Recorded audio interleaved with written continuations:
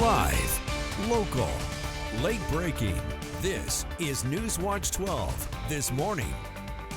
Good morning. The time is 6:30 on February 4th. Welcome to NewsWatch 12 this morning. I'm Carlos Murrieta. But first, taking a live look out at Phoenix from Garrison's home. We first want to turn over to Storm Alert Weather 12 meteorologist Scott Elnis, who is covering for Sarah Kress. Hey everybody, boy, it's been a great stretch for Southern Oregon and the Rogue Valley. Some temperatures into the 60s. And actually we see that continuing for the next several days, but change coming our way. Some precip is going to sneak its way in. That's good news, though. We need to embrace all this precipitation. Temperatures starting off just above the freezing mark. Klamath Falls sitting at 33, Medford sitting in the mid-30s. So it's a little bit on the chilly side, but really not too bad. Nice calm winds. That's a nice little feeling, too, so at least we're not dealing with any wind chills. But the great news is our visibility pretty good, other than Grants Pass. Going to be heading that direction, some very significantly reduced visibilities. We are going to be susceptible potentially to some fog, valley fog primarily, and out towards the coast. But for today, mid-60s for Medford, upper 50s for Klamath Falls. So a gorgeous day on tap. Again, it's going to be a little bit on the chilly side overnight, so be prepared to be bundled up tomorrow morning. And then the change starting to come our way. But until we get there, Rogue Valley going to be sitting in the low to mid 60s, some upper 50s we'll call it for the Klamath Basin. The coast is going to be pushing up near the 70s, folks. Yeah, that's going to be an interesting time, but it changes on Friday. Some sunshine for Northern California, rain turning to snow, turning back to rain for the mountains on Monday. Beginning with continuing coverage, a special board meeting took place at Southern Oregon University where the board unanimously voted to adopt the enrollment marketing resolution, and now they're continuing to seek funding opportunities. SOU President Rick Bailey is in Salem lobbying with legislators to receive more funding for SOU and other Oregon institutions. In a special board meeting, trustees and President Bailey said they are at risk of running out of cash flow by April, and Bailey says that date has been pushed back to July, with funding being a constant moving target. Bailey made it clear that there are still students studying at SOU, and he wants them to focus on academics and not the financial issues. Message to students really is, don't let all of this take your eye off the ball. Your focus should be on your education. That's why we do what we do. We're committed to your future. Let us handle all of this outside stuff and just have you focus on the prize. SOU implemented its SOU Forward Resiliency Plan back in September in an effort to address those financial shortfalls by cutting spending, faculty positions, and multiple majors and minors.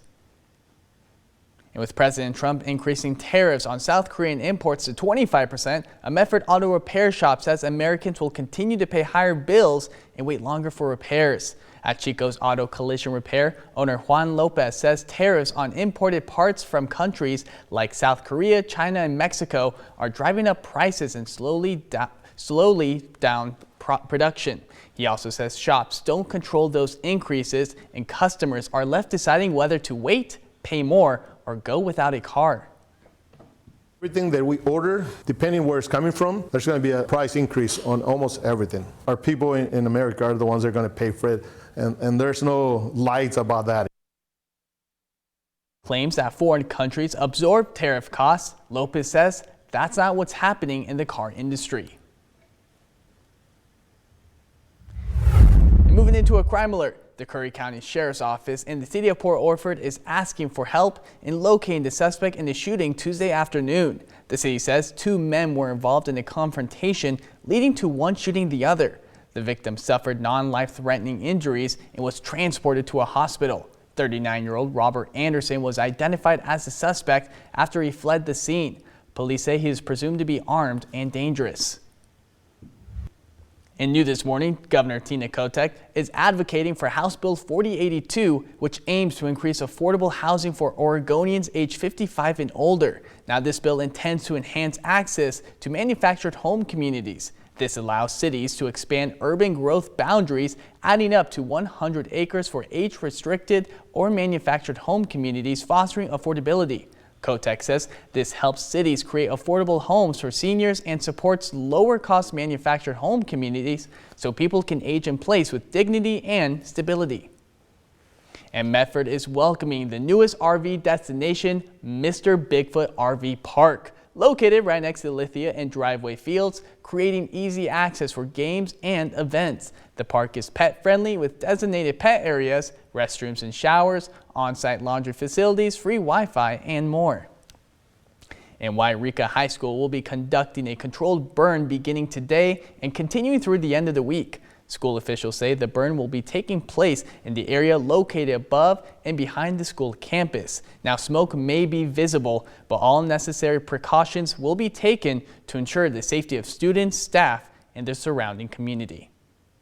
And moving into a traffic alert, the Oregon Department of Transportation will be closing the South Ashland exit on I-5 as crews complete bridge repairs. ODOT says the closure will be taking place tomorrow, impacting only northbound traffic. Between 9 a.m. and 3 p.m., drivers will have to use exit 14 to access Ashland. Work on the bridge is expected to be completed in one day. And Caltrans District 2 is reporting an increase in litter along I-5, including human waste. They say it's creating safety and environmental concerns for highway crews. Now, crews are seeing more litter along I-5 from the Oregon border to Corning, and Caltrans say the district pays about $9,000 every 90 days for a specialized contractor to remove the material. During the most recent cleanup, crews collected 9 55-gallon barrels of human waste, and officials say the material poses safety concerns for road crews and may impact wildlife and waterways. And checking in with gas prices around the region, a gallon of gas has risen by 8.3 cents in the last week, according to Gas Buddy.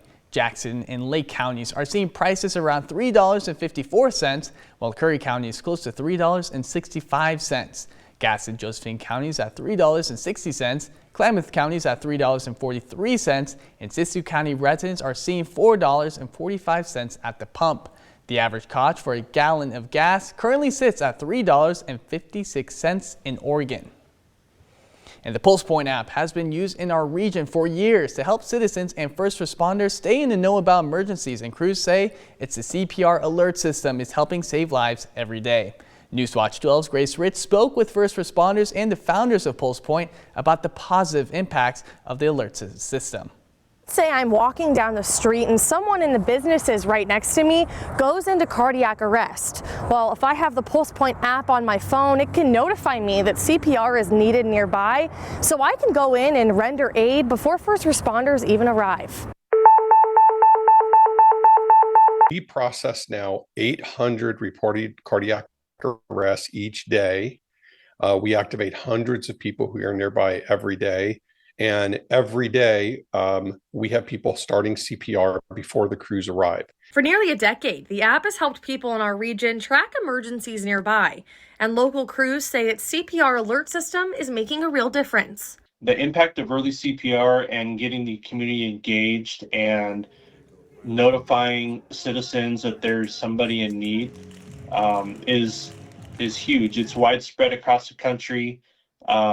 There's data that supports the impact, the positive impact. And for off-duty first responders, a short survey in the app allows them to receive a different type of alert, notifying them if someone nearby needs CPR at home. We go through kind of like a mini application process and say, yep, I work for an EMS or fire department.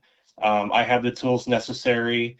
Those verified responders can actually be notified of cardiac arrest in a home. Being in the know is simple. Once you've downloaded the app, you're confirming you have some level of CPR training and are willing to help if needed. Then in the notification settings, you can turn on nearby CPR needed to start receiving alerts. The app can also show you where nearby AED machines are located, making saving a life even more likely. We see that time and time again where bystanders are performing CPR, and then we get there and we start doing advanced interventions, and that's the early CPR.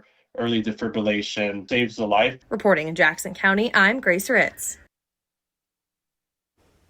In the Illinois Valley Fire District, along with other crews, responded to a structure fire overnight in Cave Junction. Crews arrived to the structure fully engulfed in flames, with one occupant sustaining burn injuries. Pacific Power was notified to deactivate power, and the fire is currently under investigation. And the owners of Cafe Mestiza are now sharing the impact of their decision to stay open and give back after last week's national shutdown. Cafe Mestiza, a Latina-owned coffee shop in Medford, says it raised $2,250 for a local organization supporting immigrant families. The funds came from a portion of iced coffee sales during Friday's national shutdown when some businesses closed in protest of immigration enforcement policies. In an update, the cafe's co-owners say the official donation will be made later this week.